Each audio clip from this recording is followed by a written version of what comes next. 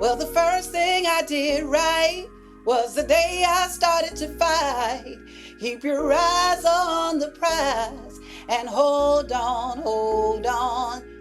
Summer of 2020, George Floyd is murdered while in police custody, and that set off a just firestorm of protest in response, calling for greater racial justice. The Open Society Foundations made a pretty sizable investment in Black-led, Black movement organizations. We also started having a conversation about what about individual leaders within the movement who may or may not be connected to a large organization, but who clearly can be called architects. The crises that we face today in this world are just, just unbelievably complex. No single experts or, no handful of experts have the answers.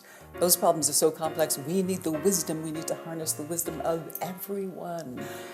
Every voice is important. Movements are long and they're strategic and they're thoughtful and they take strategy to drive them forward. So it is a privilege to be a part of the group of people who are coming up with strategy, who can move the needle forward a little bit more and a little bit more. It's people who drive movements, right?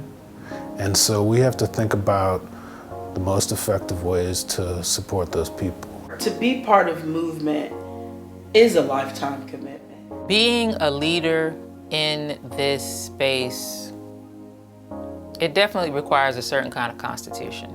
These awards, it's a small effort. We have to be thinking about how is it that we're sustaining people? How is it that we're recognizing the needs that they have to live their lives to be most effective in this work? You cannot be an activist in secret. You're making sacrifices that other people are not ready to make, but you know what it means to be in community, and you are in community with someone. The rules are designed to maintain what is. And so if you're a change maker, you have to be willing to break the rules. When we get the ball, lives will change. When we get the ball, liberation is ours. Do y'all feel what I'm saying, good people?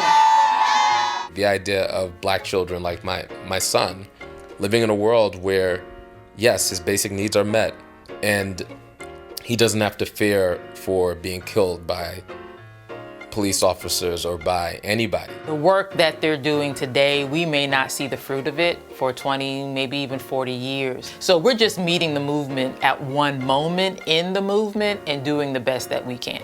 The role of power, real power, is restoring the dignity of the people. So when we're talking about Black folks who may feel displaced and are displaced because of the history of this nation, if we learn how to love each other in this nation, and how to practice democracy together, this becomes our home. And why I help to get Black people free? Because I love them. I'm just on fire for the work because it's like, I can't believe that I get to do this every single day. We must fight for freedom.